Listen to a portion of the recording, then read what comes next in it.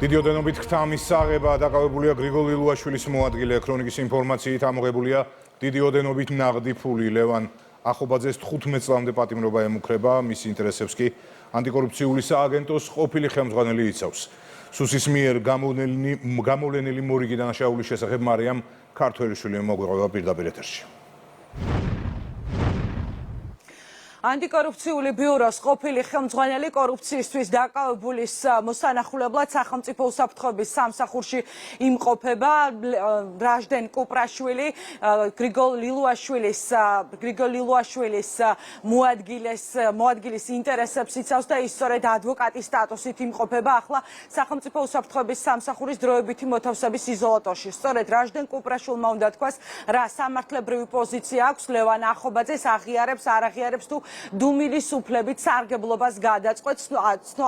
ამ დროისთვის არ არის ცნობილი ისიც ითანამშრომლებს თუ არა ახობაძე გამომძიებლებთან და მისცემს თუ არა მათ ჩვენებას. ის რაც არის ცნობილი, ახობაძე მისსავე საცხოვრებელ სახლში სუსის გამომძიებლებმა გამთენიისას დააკავეს და ქრონიკა მოიპოვა რეზონანსული საქმის მნიშვნელოვანი დეტალი ახობაძის საცხოვრებელი სახლიდან ჩვენი ინფორმაციით ამოღებულია დიდი ოდენობით ნაღდი ფული.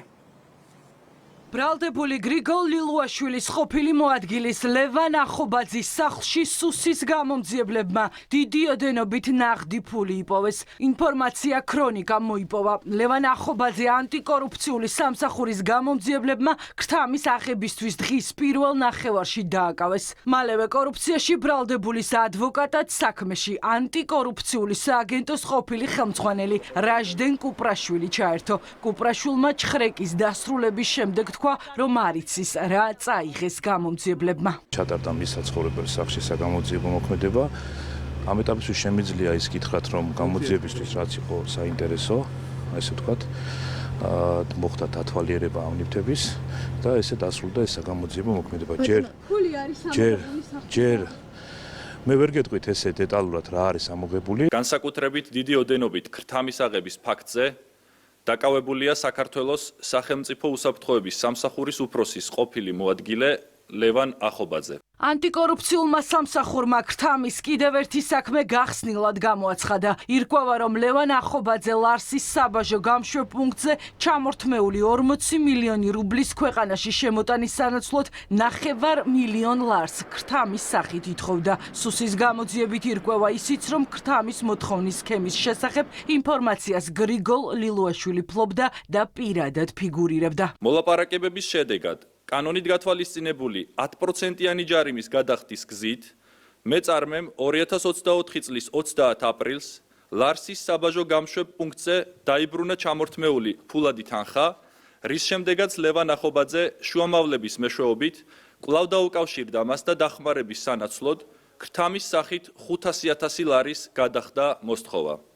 თუმცა, როგორც ერთ-ერთი ჩვენებიდან ირკვევა, სუსის იმჟამინდელი უფროსის გრიგოლ ლილუაშვილის ჩარევით მოთხოვნილი თანხა განახევრდა და ჩამორთმეული თანხის დაბრუნებიდან რამდენიმე დღეში აღნიშნულმა პირმა ლევან ახობაძისთვის გადასაცემად შუამავალს გადასცა 250.000 ლარი. სახელმწიფო უსაფრთხოების სამსახურის ბრიფინგის შემდეგ სუსის დაკავებული ყოფილი ხელმძღვანელი სავარაუდოდ ბრალის დამძიმების მოლოდინშია. გრიგოლ ლილუაშვილის ადვოკატი არ გამორიცხავს, რომ ყოფილ მაღალჩინოსანს ქრთამის კიდევ ერთ ეპიზოდზე ბრალს წარუდგენენ.